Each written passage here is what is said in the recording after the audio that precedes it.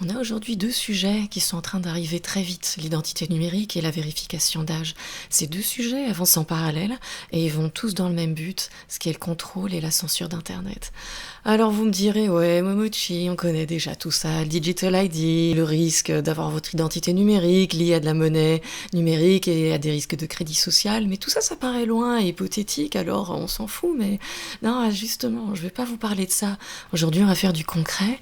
Petit exemple, je vous mets cette vidéo d'Apple.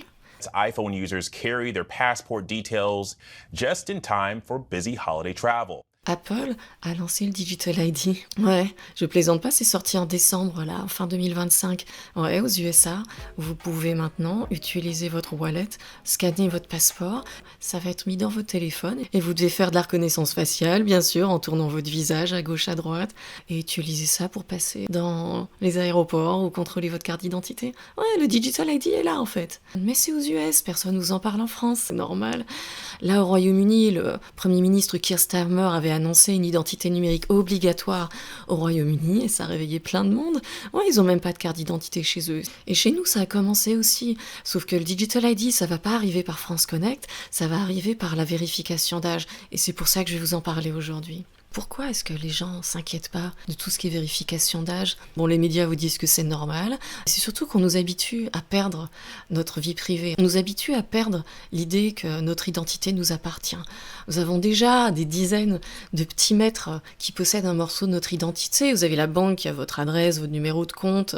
Vous avez YouTube, TikTok qui ont votre email, peut-être votre téléphone si vous leur avez donné, certainement votre localisation. Instagram connaît vos centres d'intérêt et LinkedIn c'est où vous avez travaillé. Alors oui, on sait déjà qu'on est tracé, on est confortable avec le fait que ces entreprises savent ces choses sur nous, mais le truc c'est que elles sont séparées. Nos vies sont cloisonnées, LinkedIn ne sait pas si je suis une dissidente politique complotiste sur YouTube ou Twitter. Votre compte X Twitter ne sait pas où vous êtes parti en vacances forcément, ou où vous travaillez. Vos identités sont cloisonnées. Le gros problème avec la vérification d'âge et le Digital ID, c'est que c'est la porte d'entrée pour faire le lien entre votre identité du monde virtuel et le monde réel. C'est de rassembler toutes nos infos liées à une seule identité. Et c'est là que ça peut devenir bien pire. La vérification d'âge est une tentative pour détruire Internet libre qu'on a toujours connu et de nous faire entrer dans un système autoritaire où vous devrez demander la permission pour faire quoi que ce soit. Ouais, et à côté de ça, un petit backdoor aussi pour de la censure de masse, on va voir ça aujourd'hui. Mais comme tous les sujets liés à la surveillance et au contrôle, ça se fait devant nos yeux et on se rend pas vraiment compte de l'impact. Alors je vais vous montrer. Vous avez aujourd'hui plein de pays qui sont en train de se coordonner pour imposer la vérification d'âge. Vous avez 24 États aux States, vous avez le Royaume-Uni, vous avez l'Australie et vous avez les pays d'Europe. Concrètement, c'est quoi? En 2023, on s'est tous un peu foutus de Thierry Breton qui agitait son règlement de DSA, c'était le Digital Service Act. Devant son petit drapeau de l'UE, là, il disait qu'il allait interdire tous les tweets haineux. Et alors, on s'est tous moqués de lui, on a fait des mimes, on lui demandait comment il allait censurer nos tweets parce que bon, on avait l'habitude. Puis on dirait qu'il s'est rien passé. Mais en fait, ça se passe maintenant. C'est quoi le DSA? Pour les réseaux sociaux, c'est la modération qui sera au cœur de la surveillance de l'UE. Les plateformes comme Twitter, Instagram, TikTok devront accentuer leurs efforts pour interdire les contenus haineux, illégaux et bien sûr la désinformation. Concrètement, ça fait quoi? Ça veut dire que les plateformes sont obligées de flouter des contenus illégaux et ça donne des amendes à hauteur de 6% de leur chiffre d'affaires mondial, donc ça peut vite monter en millions d'euros s'ils n'appliquent pas. DSA s'est mis en place en plusieurs fois, donc il est possible que vous ne soyez pas encore concerné, mais moi c'est arrivé il y a quelques mois, et je vois des gens encore aujourd'hui qui découvrent le concept en fait, qui n'ont plus accès à certains posts. Donc comment est-ce qu'ils déterminent si vous êtes adulte ou pas? Je prends comme exemple sur Twitter, il y a 3 niveaux, mais chaque plateforme peut définir comment elle veut le faire. Le niveau 1, c'est si vous avez un compte, la plateforme va se baser sur votre ancienneté, ou sur une date de naissance si vous l'avez mise. Ça aide, mais c'est pas forcément suffisant, vous pouvez toujours changer votre date de naissance là dans votre profil, mais je sais pas si ça va encore changer grand chose maintenant. Niveau 2, ils vont vous demander votre âge, soit en faisant un scan de reconnaissance faciale pour estimer ça, et Instagram, le Facebook le faisait déjà depuis longtemps, soit demander votre carte d'identité. Ouais, c'est ça. Donc le scan facial, c'est l'excuse, mais c'est quasiment pareil que de montrer votre carte d'identité. J'ai fait toute une émission sur la reconnaissance faciale. Vous l'avez sûrement vu, si vous l'avez pas vu, c'est par là. Et le troisième niveau, si vous faites pas ces vérifications-là, au choix, soit la plateforme vous floute certains posts qui sont marqués comme sensibles, soit la page vous est carrément bloquée, vous faites déblayer du site du service, ça dépend du fournisseur. En fait, il y a un truc assez bizarre qui s'est passé avec ce DSA dans sa progression. Figurez-vous que c'était une proposition de Ursula von der Leyen, ouais, toujours dans les bons coups, dans sa candidature de la présidence. Et en 2019, elle avait préparé la proposition avec Thierry Breton. Le DSA initial avait été adopté par nos gentils députés européens en octobre 2022, parce que l'Europe veut toujours vote bien sûr. Et ce qui est intéressant, en fait, avec le DSA européen, ça parlait de retirer les contenus illégaux, les contenus violents et la publicité qui visait les mineurs. Et Thierry Breton lui-même disait dans Le Monde, je cite, que l'on parle de contrefaçon, d'antisémitisme, de pédopornographie, de menaces de mort ou de vente de drogue. Tous les contenus illégaux doivent être retirés, les contenus haineux, etc. Mais bizarrement, on n'est plus à ça maintenant, parce que là, ils sont en train de bloquer des tweets, des vidéos, des discussions qui sont pas pornographiques, qui sont pas violentes. À quel moment est-ce qu'on est passé exactement de DSA qui visait les contenus illégaux et violents à finalement on va interdire toutes les discussions de tweets qu'on considère qui sont des sujets adultes. Et ça, c'était pas dans la définition qui était votée en 2022. Quand vous regardez la progression, dans la version originale de 2022 votée par le Parlement, quand vous faites une recherche sur la vérification d'âge, il n'y a qu'une seule mention qui dit qu'on pourrait faire des mesures ciblées. Ouais, il y a ce paragraphe qui mentionne ces mesures peuvent inclure la vérification d'âge, donc c'était même pas encore obligatoire à ce moment-là. Ouais, une seule mention. Et après, si vous regardez l'article 28 qui parle de protection des mineurs est très court et ne parle que de protection des mineurs, protection de la vie privée, d'interdiction de publicité ciblée, mais il se donnait l'autorisation dans les prochaines versions de Guidelines qu'ils allaient pouvoir mettre plus de détails. Et quand vous creusez et que vous regardez la nouvelle version qui est sortie en 2025, qu'est-ce qu'on voit ? Vous avez 95 mentions de vérification d'âge avec des détails, avec des définitions et comment est-ce que les plateformes doivent le faire. Je sais pas vous, mais moi ça me rappelle La ferme des animaux de Orwell, où la définition des règles qu'ils avaient créées ensemble changeait, mais plus personne ne se rappelait exactement ce qu'était l'original. Ouais, est-ce qu'on n'est pas en train de faire la même chose là avec le DSA ? Parce que les conséquences entre bloquer les contenus violents ou illégaux et bloquer les discussions qui sont sur des sujets adultes, c'est quand même petite variation, c'est quand même complètement pas la même chose du tout. Si vous êtes juriste, alors dites-moi, parce que moi ça m'intéresse. Il y a un autre truc qui est intéressant aussi, c'est qu'on est en train de changer fondamentalement comment Internet était créé et était censé fonctionner. Internet, c'était basé sur la liberté avant, et il faut se rappeler ce que c'était à ses débuts. Au moment de sa création, les concepteurs avaient plein de détails à définir. Est-ce qu'on pouvait se connecter gratuitement ? Est-ce qu'il fallait payer ? Est-ce qu'il faudrait un login ? Est-ce qu'il faut mettre son identité ? Et à l'époque, on avait décidé qu'Internet devait être libre, gratuit, du moment que vous aviez une connexion téléphonique, et permettre de surfer anonymement. N'importe qui pouvait se connecter, trouver des infos sur la toile, n'importe qui pouvait parler à d'autres gens sur un forum, sur un chat, rencontrer des gens comme on pouvait les rencontrer dans un café. Et toute cette philosophie qui est derrière est restée. L'open source vient de là aussi. La liberté était primordiale. Et c'était pas un hasard, c'était un choix délibéré. On voulait importer l'information infinie au peuple et permettre de communiquer librement avec des gens de l'autre côté de la planète, ce qui pouvait aussi aider à porter la démocratie partout notamment. Et est-ce qu'il y avait déjà des sites avec des trucs horribles ou violents à l'époque que vous voudriez pas montrer à vos enfants ? Ouais. Est-ce qu'il y avait déjà des prédateurs ? Oui. Est-ce qu'il y avait déjà des sites porno ? Oui, même si bon, la bande passante c'était pas la même chose à l'époque, mais ça existait. Et est-ce qu'on a survécu collectivement avec cet horrible ancien Internet qui avait pas de contrôle ? Oui, parce que on faisait notre éducation très rapidement, on apprenait très vite si on était jeune quel site éviter ou pas. Et à l'époque, sur cet Internet libre, personne n'aurait osé obligé à mettre tout le monde son identité ou à parler de lever l'anonymat parce que la liberté est un principe fondateur de nos démocraties. Est-ce que c'est pas le principe fondateur de la France aussi ? Oui.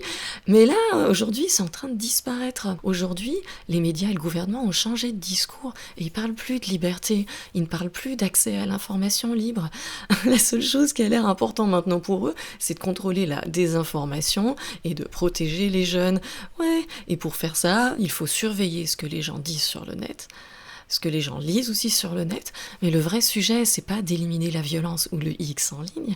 On a besoin de fabriquer une infrastructure qui va transformer Internet pour contrôler toute personne qui s'y exprime, parce que Internet est devenu trop dangereux. Et pour comprendre ça, vous devez voir comment le rapport de force a changé dans le monde de l'information à cause d'Internet. Parce qu'à ses débuts, Internet, c'était un truc de geek, c'était un truc d'informaticien. D'ailleurs, la connexion était lente et tout le monde n'était pas dessus.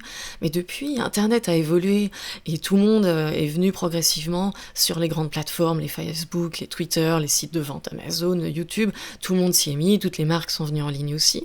Puis les smartphones ont accéléré l'utilisation de masse d'Internet. Vous avez eu la même chose en fait avec l'information. Comme toute l'information était concentrée dans les journaux, la radio, la télévision, toute l'information officielle passait par les canaux de l'État ou les chaînes privées, ils n'avaient plus l'hégémonie de l'information. Les gens se renseignaient différemment, ils parlaient différemment. Et on a vu l'impact des réseaux sociaux sur la société. Les médias et la télévision n'étaient plus les seules sources d'infos. Les gouvernements perdent le contrôle de ce qui est la vérité. Et d'ailleurs même, ils sont obligés de s'adapter maintenant. Combien de fois vous regardez la télé et le journal où ils réagissent sur ce que quelqu'un a dit sur les réseaux sociaux, qui réagissent sur ce qu'il y a sur Twitter. J'ai même vu mes tweets passer sur des chaînes de télévision. À un moment, c'était du délire, en fait. 6 morts, plus 928 effets secondaires sévères 2 jours après. Pas d'infos d'immunisation. C'est un des messages les plus repris, mais surtout, c'est celui qui synthétise à peu près tout ce que l'on peut lire dans les doutes que les uns et les autres ont sur les vaccins. Et c'est faux, nous dit Roland Caron. Et c'est faux, mais c'est... Bien sûr. Ah, et c'est faux. Ben non, c'était totalement vrai parce que mon tweet résumait le rapport de la FDA sur l'injection Moderna, mais bon, hein, les journalistes, vous connaissez le niveau. Des gens peuvent avoir de l'influence et ils peuvent déranger. C'est comme ça que vous avez maintenant cette discussion qu'il faut lever l'anonymat en ligne et obliger à mettre votre identité et vérifier votre âge, c'est l'excuse parfaite. Mais les gouvernements ne peuvent pas vous dire ça, alors on va trouver d'autres prétextes, on va vous dire qu'il y a une influence étrangère, qu'il y a de la désinformation. Donc vous trompez pas. Le but de la vérification d'âge, c'est la guerre contre l'anonymat. Je vous mets par exemple cet article du Monde qui parle déjà de supprimer l'anonymat à cause de gilets jaunes soi-disant radicalisés. Parce que Macron voulait déjà supprimer l'anonymat en 2019. Ouais, ce qu'ils disent, c'est si on arrive à faire circuler l'information véritable avec les experts et les responsables comme vous, s'exprimant de manière non anonyme, les concitoyens partagent beaucoup mieux la décision publique. Ouais, bon, ça c'est certain que l'information, ça va être beaucoup mieux s'il y a que des experts qui peuvent parler. Ou qui passent tous le même message, oui. Ouais, si vous n'avez pas de contestataire en face, c'est clair que ça marche bien. Donc on a compris, ouais. L'argument actuel contre l'anonymat, c'est la haine en ligne, le harcèlement et les insultes, sauf que on a déjà des lois si vous êtes menacé ou harcelé en ligne. Ouais, ça vous fait demander à quoi tient notre liberté d'expression, à quoi tient notre démocratie, si il faut interdire l'anonymat parce qu'il y a des politiciens qui se prennent des insultes sur Twitter. Il faut obliger tout le monde à mettre sa carte d'identité, vous appelez ça un pays libre, vous, pas moi. L'idéal pour un gouvernement serait que tout le monde doive se connecter avec son identité réelle, mais pas que sur les réseaux sociaux, ça serait sur Internet dans son ensemble, parce que ça faciliterait très vite l'intimidation de tout opposant scientifique, journaliste citoyen, même si vous n'êtes pas politique. Vous pouvez surveiller les mouvements contestataires qui se voient en ligne, mais ce qui est plus efficace, c'est pouvoir directement identifier les personnes qui osent parler pour mieux les attaquer. Et ça doit même pas être un politicien, ça doit même pas être un militant, ça peut être n'importe qui ose parler, parce que si une personne parle, une personne lambda, ça peut encourager les autres, puis un autre, et c'est comme ça que vous créez un mouvement. Mais là, ce qu'on veut, c'est pouvoir bloquer les masses de gens, les petits comptes qui parlent et qui lisent et qui retweetent. Vous êtes la cible aussi. La guerre de l'information existe toujours, elle a juste changé de forme. Mais ils utilisent tous ce même vocabulaire qui est un double langage. On a remplacé le mot censure par protection de l'enfance. La vérification d'âge, c'est nouveau mot pour vous forcer à donner votre identité. Les contenus illégaux du DSA sont devenus après progressivement des contenus qui pouvaient faire du mal aux mineurs, et maintenant c'est devenu des contenus adultes, donc ça concerne tout ce qui est pornographie, mais aussi des discussions politiques. Ça commence à ressembler simplement à tout ce qu'on veut pas que vous voyez, en fait. Ouais. Donc vous me direz, ok Momochi, bon peut-être que le DSA est un peu chelou dans sa définition, mais à la fin c'est une bonne idée, parce que la pornographie c'est mal et personne ne devrait en regarder. Donc pour les jeunes, pour les enfants, ça a du sens, mais le souci c'est que c'est pas la question. On peut parler du CEO d'Instagram qui lui-même disait I believe it would be much more effective to have age verification at the device level, Qui pensaient que ce serait beaucoup plus efficace que ce soit les parents qui devaient être responsables pour vérifier l'âge de leurs enfants, avec un check au niveau du téléphone. On a 5 problèmes, on en a bien plus, mais je vais juste en prendre 5 avec la vérification d'âge. La première, c'est que la vérification d'âge bloque des sites qui n'ont pas de contenu pornographique. Ouais, ça s'applique à plein de plateformes qui n'ont pas de contenu pornographique par définition, par exemple YouTube, Wikipédia, même Facebook, qui interdit déjà aussi les contenus violents et la pornographie. Alors oui, vous avez peut-être des vidéos bizarres, le clip Frontier Psychiatrist que j'adore, qui est un petit peu bizarre et qui est marqué à moins de 18 ans, mais il n'y a rien de violent dedans. C'est là que vous commencez alors à passer sur une pente douce. Vous glissez sur cette pente douce de ce contenu ne devrait pas être vu par des enfants. Mais alors, dans ce cas, ça devient une opinion personnelle. C'est pas un critère clair pour protéger les enfants de quelque chose de violent ou de pornographique. Même Wikipédia a fait une contestation judiciaire devant la haute cour britannique et ils se sont fait envoyer bouler. C'est toute la question de qu'est-ce qu'un contenu adulte? C'est une définition floue et arbitraire. Vous pouvez pas légiférer avec ça. Deuxième raison. Vous pensez peut-être que la loi protège juste les enfants de voir des contenus violents et illégaux, mais comme je vous ai montré tout à l'heure, la définition a changé. En Angleterre, donc, ils appliquent l'OSA, qui est très semblable au DSA. Les discussions sur du cidre sont marquées comme interdites, voilà. Qu'est-ce qu'on a d'autre? Sur Twitter, j'ai vu passer des discussions sur des événements historiques qui sont floutés. Vous avez des commentaires politiques sur les événements de l'actualité qui sont marqués comme contenu adulte. Une vidéo de flics, par exemple, de la police.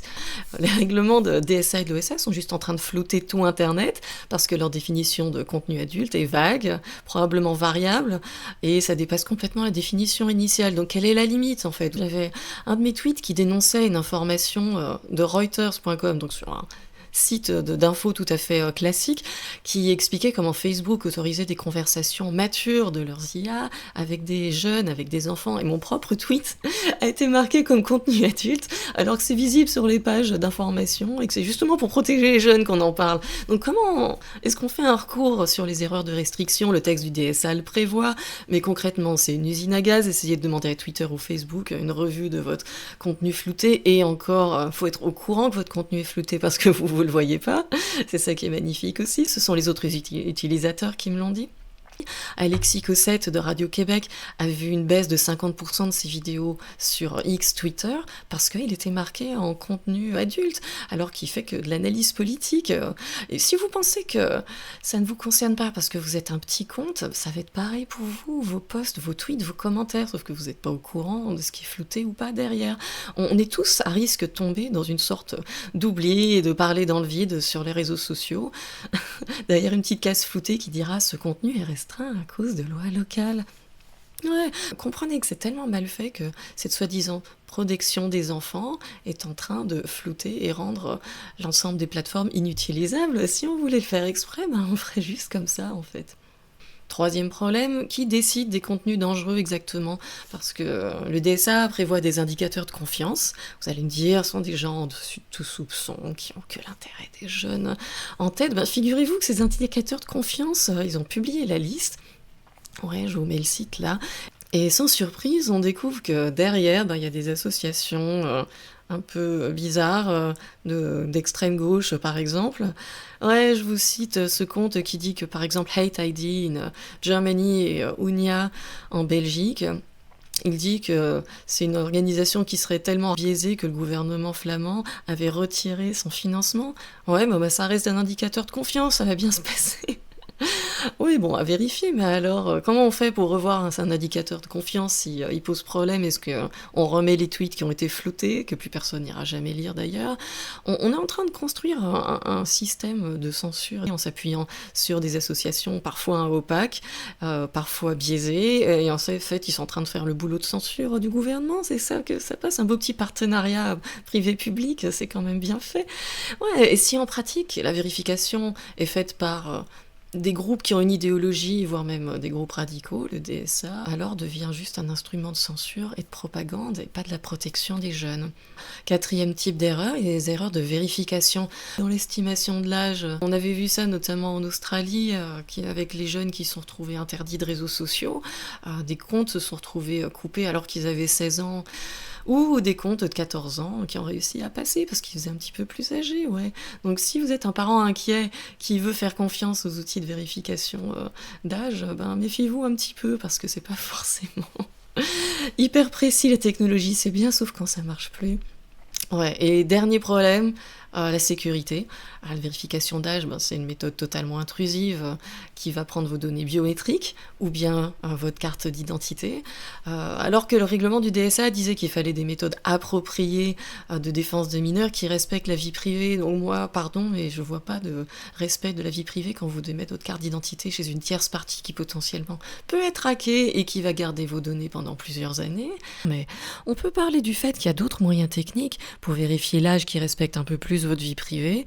Ouais, parce que à la fin, les sites n'ont pas besoin de connaître votre nom ou votre visage parce qu'ils doivent répondre qu'à une seule simple question. Est-ce que vous avez plus de 16 ans ou 18 ans? Ouais, et pour ça, vous pourriez avoir une app dans votre téléphone, un peu comme Face ID ou vos empreintes qui stocke le résultat de votre scan et qui ne partage pas vos données personnelles avec l'extérieur, qui ne partage que la réponse oui ou non, cette personne a plus de 18 ans. Mais bizarrement, nos gouvernements n'ont pas choisi cette solution. Non, ils ont choisi de vous forcer tout le monde à mettre son visage et sa carte d'identité pour que ce soit stocké par une tierce partie du genre Yoti ou Persona. Mais le souci, c'est que tous les médias vont vous dire c'est sûr, et ça scanne votre photo juste le temps de vérifier, puis ils vont l'effacer. Pardon, mais quand vous regardez un petit peu, vous avez comme programme Persona qui garde vos données pendant 3 ans, et YouTube aussi, qui garde vos données pendant 2 ans. Vous voulez vraiment faire confiance à des sociétés qui gardent vos données alors que chaque semaine, on a des hacks de la Poste, des ministères, avec nos infos d'adresse, de nom, partout dans la nature. Donc vous voulez aussi laisser votre carte d'identité ou votre scan biométrique de votre visage. Bonne chance avec ça. Ouais, parce que l'Australie est bien avancée sur ça, je vous ai pas montré, mais là, ils ont carrément interdit les réseaux sociaux aux moins de 15 ans.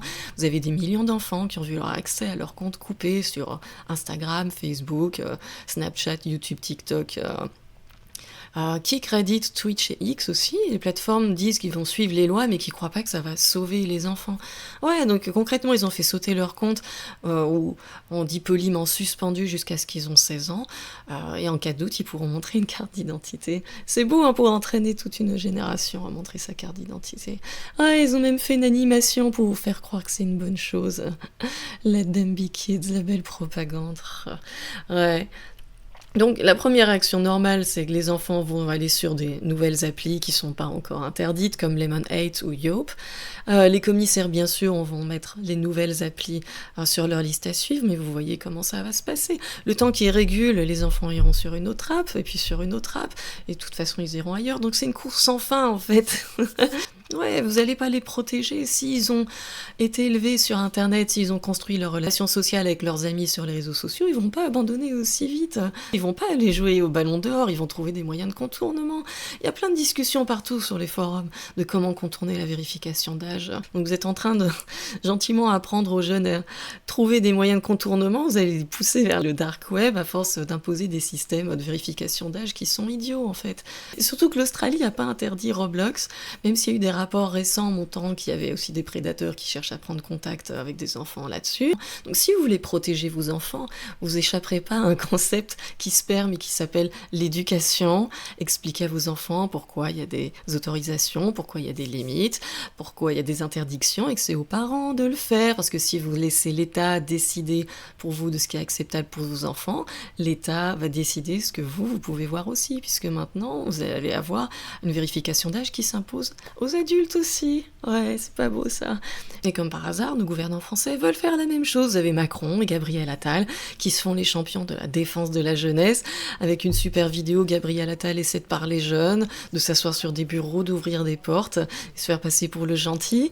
Ouais, mais préparez-vous parce qu'en janvier, il va y avoir cette proposition de loi qui va en fait vouloir interdire les réseaux sociaux aux jeunes aussi, ou mettre un couvre-feu numérique, ils appellent ça. Donc comprenez, imposer une vérification d'identité ou un scan facial à tout le monde. Ouais, là ce sera plutôt au niveau français au lieu de dépendre du DSA, ouais. Et si vous me dites qu'il y a des prédateurs en ligne, ben oui, bien sûr, mais désolé de vous l'apprendre, mais ils existent toujours les prédateurs, ils sont pas partis.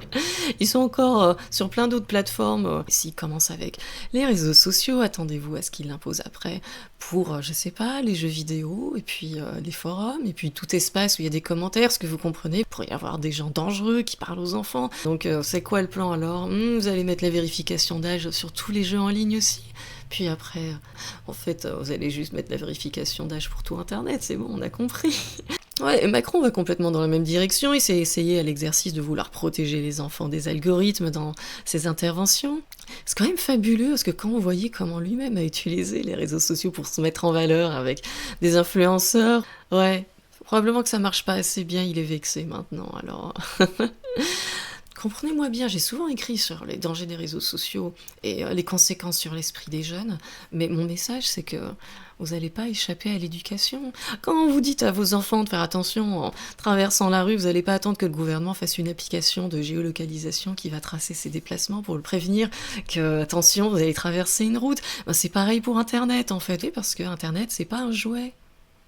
À côté de ça, c'est pas au gouvernement de décider ce que vous pouvez voir sur le net. Vous ouvrez la porte à une police de la pensée qui se cache derrière la protection de l'enfance. Tout est cohérent avec ce qui s'est passé ces 3 dernières années. Vous avez remarqué le timing, vous demandez pas pourquoi tout d'un coup c'est l'obsession d'empêcher les jeunes d'avoir un accès libre à Internet. Est-ce que vous croyez que c'est un hasard, que cette obsession de contrôle arrive 3 ans après le Covid, où il fallait montrer son pass sanitaire avec son nom, prénom pour pouvoir entrer dans un resto, un centre commercial ou un train. On n'a jamais vu autant d'outils de surveillance déployés sur la population au niveau mondial que depuis le Covid. Et là, au niveau mondial, les pays se coordonnent pour la vérification d'âge et le Digital ID, ou l'interdiction des réseaux sociaux lancée par l'Australie. Et on va voir de plus en plus de pays vouloir faire la même chose.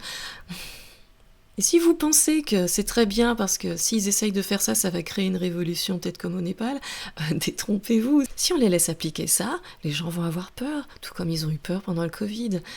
Là, les pays sont en train de détruire ce qu'était Internet libre sous un prétexte qui est faux, en apportant des solutions qui n'en sont pas, qui marchent pas. Et en passant par là, on est en train de se transformer furieusement en la Chine, par la même occasion, mais là, l'excuse, c'est parce que c'est pour sauver les enfants, vous comprenez. Qu'est-ce qu'on peut faire contre la vérification d'âge? On peut la contourner pour le moment. Et ça concerne pas que les jeunes, ça concerne tout le monde. Alors, il y a des méthodes marrantes. Par exemple, il y a le mode photo du jeu Death Stranding 2 qui permet d'avoir une photo où vous pouvez bouger le visage du personnage. Ouais, ce qui permet de passer les tests. Vous avez un masque de Walter White que vous pouvez acheter, je sais pas, sur AliExpress ou un truc comme ça, en tissu. Ouais, il y a des gens qui parlent d'utiliser l'IA pour générer une tête avec une carte d'identité. Je l'ai pas testé personnellement, celle-là.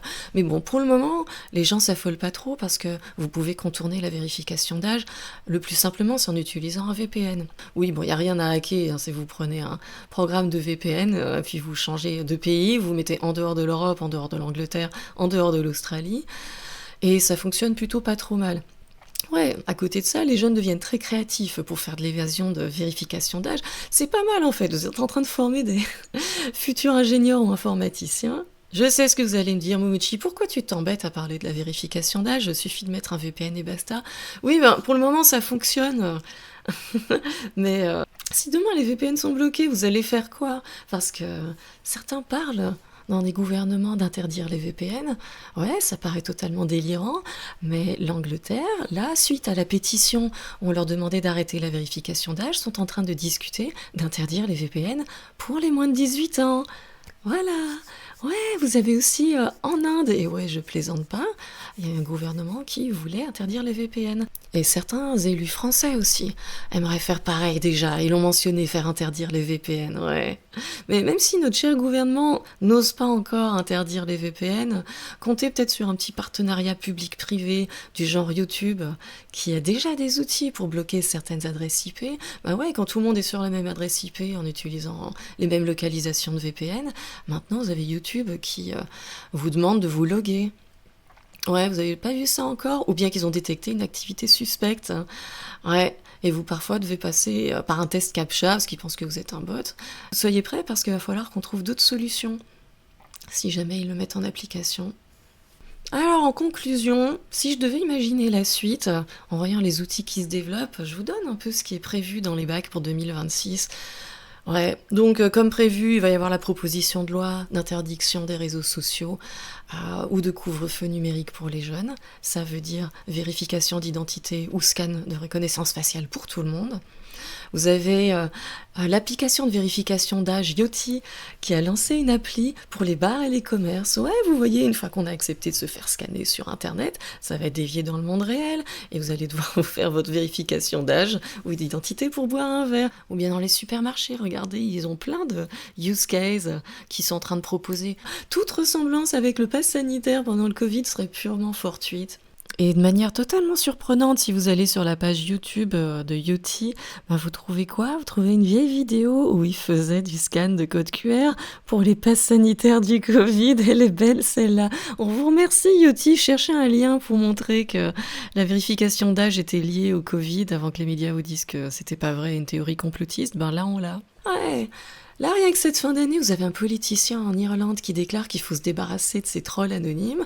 Ouais, vous avez la journal qui dit que si vous voulez accéder à vos réseaux sociaux, pour votre Facebook, Instagram ou les autres, vous devez télécharger une application approuvée par le gouvernement. Tout ça pour pouvoir sauver les enfants et les protéger. C'est quand même magnifique, ouais. Et ça, c'est en Irlande, hein. Donc le sujet de guerre contre l'anonymat est ouvert. Ouais, la Bavière parle du fait d'obliger à mettre son vrai nom sur les réseaux sociaux. Ils veulent créer une société où on impose une transparence totale, comme dans le livre Le Cercle. Ouais, il y a eu un film aussi avec ça. Ouais, qu'est-ce qu'on a d'autre? Vous avez un détenteur de site X qui s'était pris une amende de $1 million parce qu'ils avaient mis des détections d'âge, mais ils n'avaient pas fait la détection de liveness. C'est-à-dire une vérification que c'était pas derrière une photo ou un masque, par exemple. Mais il pourrait aller beaucoup plus loin sur la détection de liveness. Il pourrait peut-être vous demander de garder votre webcam allumée en permanence. Et vous voyez ça quand vous passez certains tests en ligne maintenant. Donc vous imaginez les gens qui doivent utiliser des sites X avec une caméra connectée en permanence. Ouais, ça serait intéressant. Je vous demande à voir si quelqu'un a déjà implémenté ça. Un autre truc, c'est le Texas, là, qui avait fait passer une loi qui devait passer au 1er janvier, qui devait forcer tous les utilisateurs de l'App Store à vérifier votre âge avant de downloader n'importe quoi, même une calculatrice. Ouais, heureusement, ça a été bloqué grâce à un juge, parce qu'il a dit que cette loi qui s'appelait Senate Bill 2420 visait le premier amendement et ça bloquait la liberté d'expression. Mais on fera quoi le jour où ça arrivera en Europe exactement ? Ouais, vous pouvez télécharger des applications en dehors de l'App Store, c'est vrai, mais vous pouvez aussi avoir maintenant des applications bancaires comme HSBC qui détectent que vous avez une application qui n'a pas été installée selon l'App Store officiel et qui va refuser de fonctionner. Ouais, parce que les autres applications de votre téléphone peuvent voir les autres applications installées derrière. Ouais, ça va être intéressant. Ou alors il va falloir commencer à dédoubler, avoir un téléphone de normie et un téléphone d'utilisation normale. Et un autre sujet intéressant aussi, l'Australie, depuis le 27 décembre, les utilisateurs logués sur Google ou Microsoft doivent faire une vérification d'âge pour pouvoir faire une bête recherche. Ouais.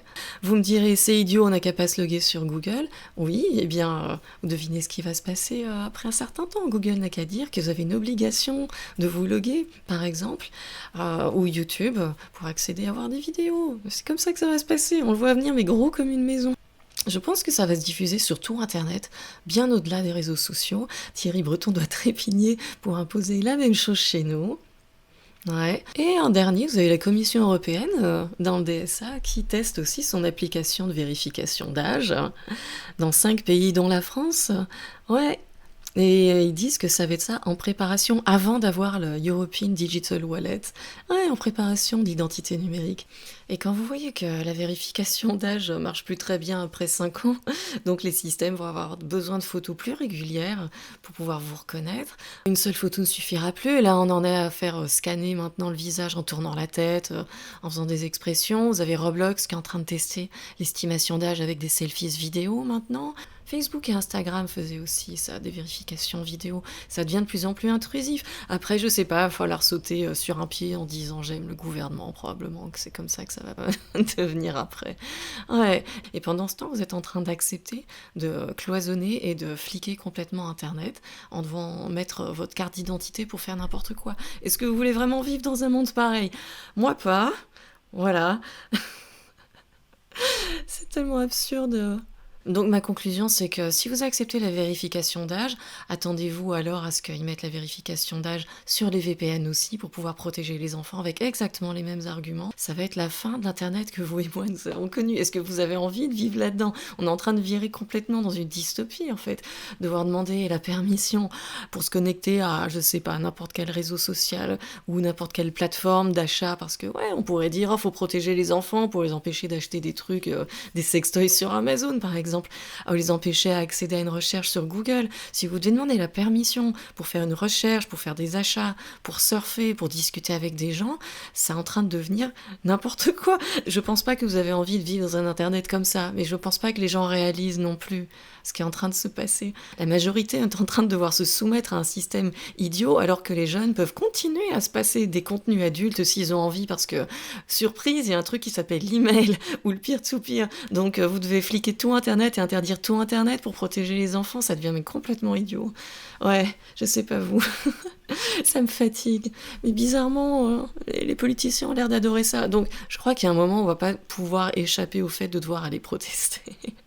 Ouais, et si vous avez des idées sur ça, faut qu'on en parle, mais je pense qu'ils vont pas s'arrêter à là. Et tous les pays sont en train de trépigner pour implémenter la même chose. J'ai vu passer quoi, le truc absurde du jour, il y a le Mexique qui voulait interdire les memes parce que quelqu'un s'était moqué d'un politicien, ouais. Voilà, et en Angleterre, on a vu tous les gens qui sont faits emprisonner pour des blagues. On a vu des gens sur l'affaire Brigitte qui sont pris de la prison avec sursis, une interdiction de poste pendant 6 mois, pour des blagues, des tweets ou des ripostes qualifiés de harcèlement. Quand vous voyez que la Virginie limite maintenant les adolescents des réseaux sociaux à 1 heure par jour, qu'est-ce qu'ils vont faire? Ils vont aller chez les gens, ils vont aller sonner chez eux pour vérifier qu'ils ne sont pas restés plus d'1 heure? Voilà le monde qui est en train de devenir, ce qui est complètement dystopique. Mais tout n'est pas fini. Juste au moment où je termine le montage de cette vidéo, Radio-Québec m'envoie cette info que Keir Starmer au Royaume-Uni abandonne le Digital ID obligatoire. Alors on verra la suite, mais c'est la preuve que les manifs et l'action citoyenne fonctionnent encore si on fait assez de bruit. Donc ne perdez pas espoir. En conclusion, je vais citer Ursula von der Leyen qui parlait de fausses informations, qui disait que le pré-bunking marchait mieux que le debunking. We need to build up societal immunity around information manipulation. That pre-bunking is much more successful than debunking. Le pré-bunking, c'est de planter une idée dans la tête de quelqu'un avant que la soi-disant fausse information vous arrive. Alors, je vous donnerai le même conseil qu'Ursula. Faites du pré-bunking. Parlez-en autour de vous. Parlez de la vérification d'âge. Parlez de l'interdiction des réseaux sociaux. Parlez du fait que ça défend pas les jeunes. Et parlez, en fait, de la dérive autoritaire qui est en train de se passer en Europe. Ouais, faites-le avant que les médias le fassent accepter aux jeunes. Donc, merci à vous. Je vous souhaite une bonne année et à très bientôt.